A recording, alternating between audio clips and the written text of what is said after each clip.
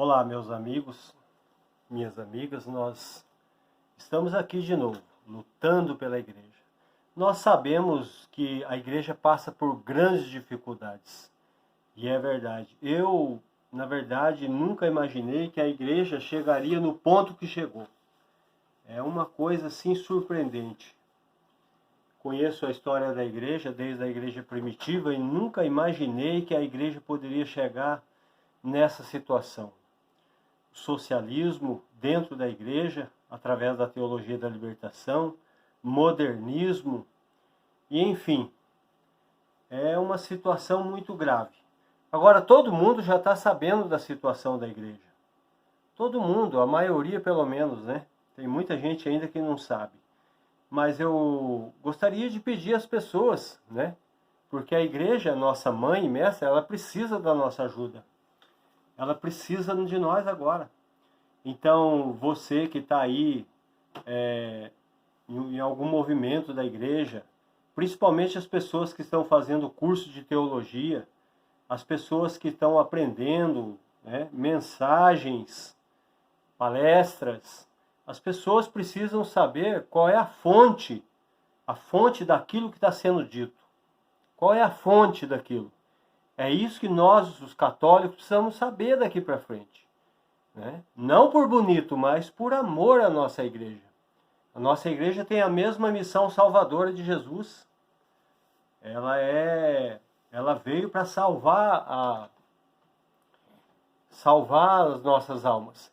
Vamos dar um exemplo aqui. Por exemplo, professor Felipe Aquino. Se o professor Felipe Aquino, quando ele fala alguma coisa, ensina alguma coisa, você vai ver que ele tem fundamento.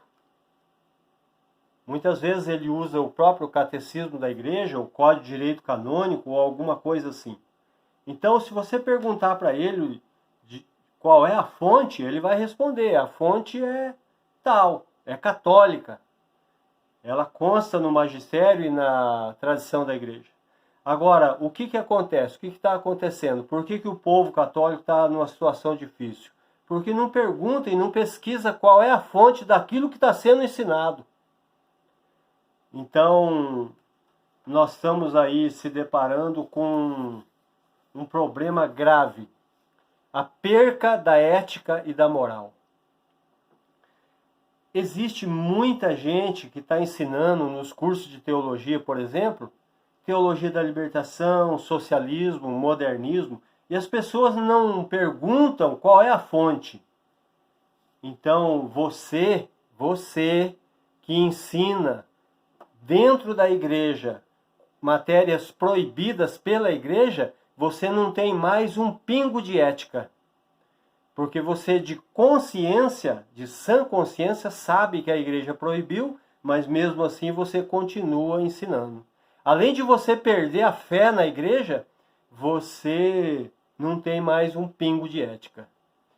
Então nós, filhos da igreja, nós precisamos estar ligados nisso daí, né? Por amor à igreja. Eu, por exemplo, aqui, eu tenho aqui, tirei no Google, o nome dos teólogos da libertação. Né? Aí é fácil, vai lá, escreve lá, Teólogos da Libertação, e aí sai de A a Z o nome deles. Carlos Messer, Ernesto Cardenal, Frei Beto, Gustavo Gutierrez, Helder Câmara, João Batista Libano, Leonardo Boff, Marcelo Barros, e assim por diante. Então, quando o ensinamento ele tem essa fonte de algum nome desse, você pode questionar, né? Você pode questionar e dizer, olha, esses nomes aí são pensamentos socialistas dentro da igreja. E outra, as pessoas também têm que ter na mão, hoje é uma coisa obrigatória, isso aqui, Libertatis Nuntius, Congregação para a Doutrina da Fé, documento que condena a teologia da libertação. Vocês podem notar que lá no capítulo 6 diz assim, lá no parágrafo 9, no presente documento tratar-se-á somente das produções daquela corrente de pensamento que, sob o nome de Teologia da Libertação, propõe uma interpretação inovadora do conteúdo da fé e da existência cristã, interpretação que se afasta gravemente da fé da Igreja, mais ainda, constitui uma negação prática da fé. Então, o Papa João Paulo II e o Papa Bento XVI deixam bem claro que essa matéria não pertence ao magistério e à tradição da igreja. E olha, gente, nós precisamos estar pronto para isso, para responder o porquê da nossa fé e defender a nossa igreja.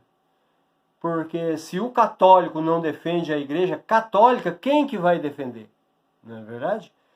Eu gostaria de finalizar as pessoas que estão me ouvindo que se lembrassem novamente da 11ª estação, onde Jesus foi pregado na cruz por essa igreja que a gente às vezes deixa de defender, né?